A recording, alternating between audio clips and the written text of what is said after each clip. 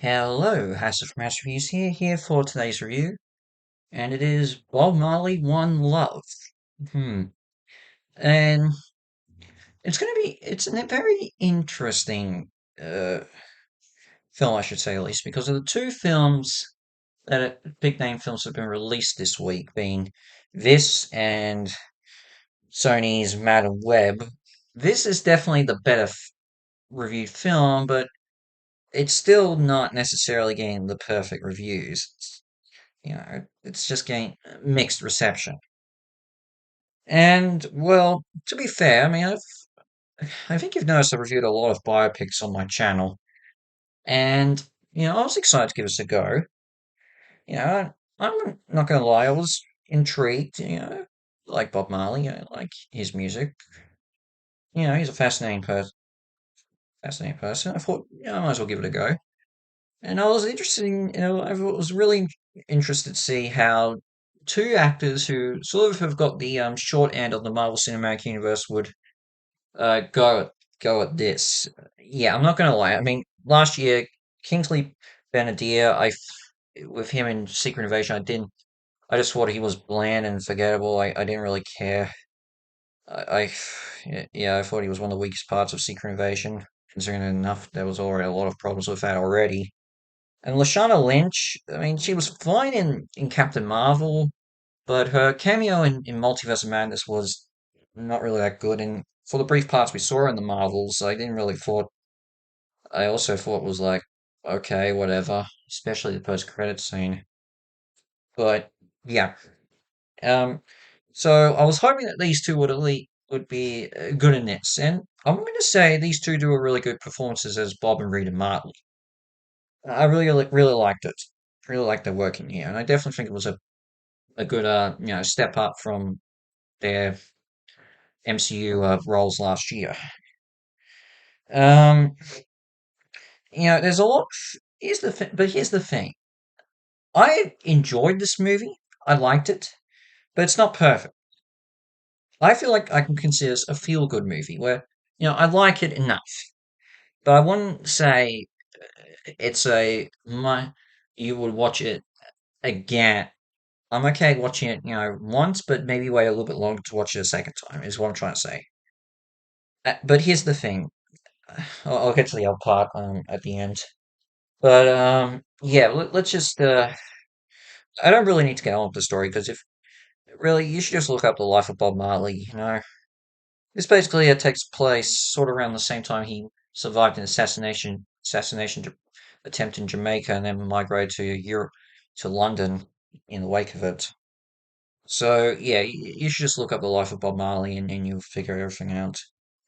But a lot of the performances of Benadir and Lynch, I mean, all the other performance actors do a really good job. The music is great. I mean, if you've heard the soundtrack to to Exodus by Bob Marley and the Wailers, you'll be impressed with all with how well the singing does is in this. And all the other Bob Marley songs they reference in it are pretty good. The makeup and costumes pretty well done, like it. And I appreciate it that this film doesn't follow the main movie tropes that biopics follow.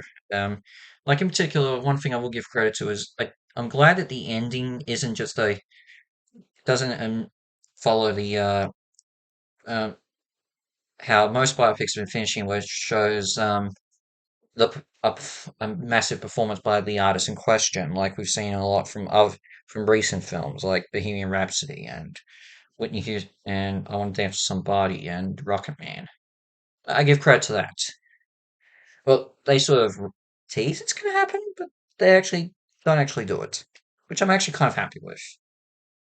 Trust me, when a film when you see a cliche that's been overdone in recent times, and you see a film that actually doesn't do that, you actually kind of appreciate it for what it is. For however, it isn't a perfect film, as I'm trying to say. And I think the biggest issue with this are the flashback scenes to Bob Marley's youth. These are not handled well. And the main thing is they show one specific flashback, I think about 7 times in the film, and you kind of get tired of it, even though they do sort of show a bit more of that flashback as the more times they show it. But I'm like, seriously, you can just stop. And even some of the other flashbacks, like they're just coming at random points. Like there's some parts that they segue into it pretty well. We see Bob Marley, thinking about his past. That's fine, but I wouldn't. They're still not perfectly done. I think, as I said, they happen too often. I think that's one of the biggest issue of the film are the flashback scenes. They had to have, they should have worked on a bit better. I mean, as I said, the acting is done well enough that I can tolerate them, but I still think that it's like, you need to improve, they should have been improved better. I think also, I mean, I would have liked it. This film went a little bit longer, just a little bit. I mean, it's close to 2 hours, but not quite, or just, it's either close to two or just over two. Maybe it could have gone a little longer. I don't know. Plus, I mean, I would have liked a bit more of Bob Marley's children and his family, I would have liked that. And we do see the children a little bit, but, I would have liked to see a bit more. Because, family was a huge part of Bob Marley. Bob Marley seeing was a huge part of his life and, going afterwards.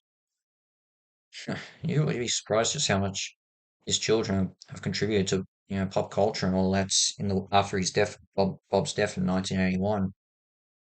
I mean, after all, his children will create the theme song for the children's show Arthur.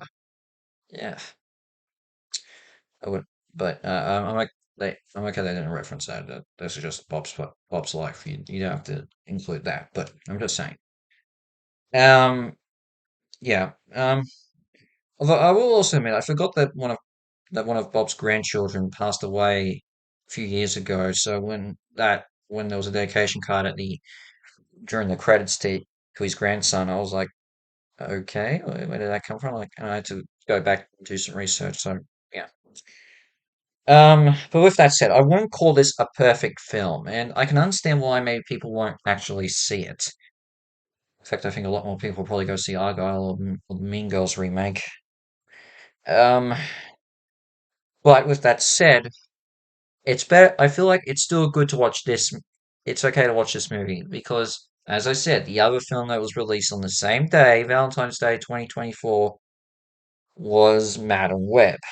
And look, I have not seen it, but I've seen the review scores for it, and I reckon this might be a Mobius 2.0.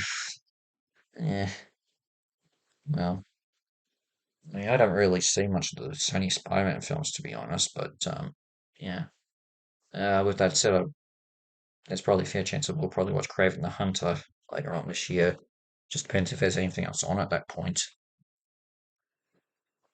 Because I am trying to take us, not watch too many movies as I've done the past few years in theaters this year. There will be sometimes where I do watch multiple films in theaters, but in a specific month. But I'm going to try and scale back that. But with that said, I still enjoyed this film, but I can understand why people may not consider it as it's worth to watch immediately. Maybe it's best to wait till it comes out on streaming services and whatever. But I still think if you had to pick one of Bob Marley or Madam Web, you go for this. Yeah, I'm just saying that.